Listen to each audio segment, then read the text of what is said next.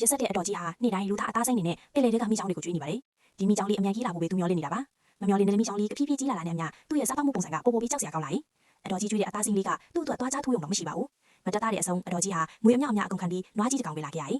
လာစားတော့လေတားလီနောက်ဆုံးမှာဘာမှမသိတဲ့နွားကြီးဟာမိချောင်းရဲ့ကြိုက်ချင်းကိုခံလိုက်ရပါတော့တယ်၃စက္ကန့်တော့မပြည့်ခင်အယိုးတော်မကျန်အောင်ပြောင်းစင်အောင်ဝါးစားပစ်လိုက်တာပါဒီရှေးဟောင်းမိချောင်းကြီးဖိုင်မဝသေးတာကိုမြင်တော့အတော်ကြီးဟာမထင်ပါပဲရဲကိုဖုံးဆက်တိုင်ပါတော့တယ်သူခင်ပွန်ပင်လေတဲ့ပြုတ်သွားတယ်လို့ရဲကိုလိန်ပြောလိုက်ပါတယ်သူတို့ကိုကူညီရှာဖွေပေးဖို့တောင်းဆိုခဲ့တယ်တကယ်တော့သူ့ရည်ရွယ်ချက်ကရှာဖွေသူတွေကိုမိချောင်းအတွက်ညစာအဖြစ်ကျွေးဖို့ပါပဲအမှန်တရားကိုမသိတဲ့ရဲတွေကရင်းကုတ်သမားအာဝေကိုစိရှာခိုင်းခဲ့ပါတယ်ဒါပေမဲ့သူရေထဲမှာအတော်ကြောင်ရှာခဲ့တယ်ရေအောက်မှာလူရဲလူကြီးတောင်မတွေ့ခဲ့ရပါဘူးအဲ့ဒီအချိန်မှာပဲမုံမဲနေတဲ့ကူပေါက်ကြီးတစ်ခုကိုသူတွေ့သွားတယ်အနာသွားပြီးကြည့်မြအလုံးမာတင်မထင်မဲ့ပဲနောက်တစ်စက္ကန့်မှာမိချောင်းကြီးတစ်ကောင်ဝုန်းကနေပြီးထွက်လာပါတော့တယ်အာဝေဟာလမ်းဖက်ပြီးရေဘွယ်ကိုတက်လာပြီးအော်ဟစ်ပါတော့တယ်သူဟာရေထဲမှာအတင်းယုံကန်ပြီးအကူကြီးတောင်းနေကြတာမိချောင်းကသူ့ကိုမျိုးချဖို့အတွက်ခန္ဓာကိုယ်ကိုအတိအလဲကိုက်ထားလို့ပါပဲအဖွဲဖော်ပြီးတွေ့သွားပြီးသူ့ကိုအတင်းဆွဲတင်လိုက်တဲ့အခါမှာတော့မထင်မဲ့ပဲအာဝေရဲ့ခန္ဓာကိုယ်ကအပေါ်ပိုင်းပဲကျန်ပါတော့တယ်အောက်ပိုင်းကတော့မိချောင်းဘက်ထိကိုရောက်သွားပါပြီဒီမိချောင်းကြီးကိုဖမ်းဖို့အတွက်ရဲတပ်ဖွဲ့ကရဟိရင်ကိုပါခေါ်ယူခဲ့ရတယ်ပြီးတော့နွားကြီးတစ်ကောင်ကိုရဟိရင်အောင်မှာချိတ်ပြီးအစာဖြစ်အသုံးချခဲ့တယ်ဒါပေမဲ့နွားကြီးရေမျက်နှာပြင်နဲ့ထိယုံရှိတဲ့မတော်အဆမှုဖြစ်သွားပါတော့တယ်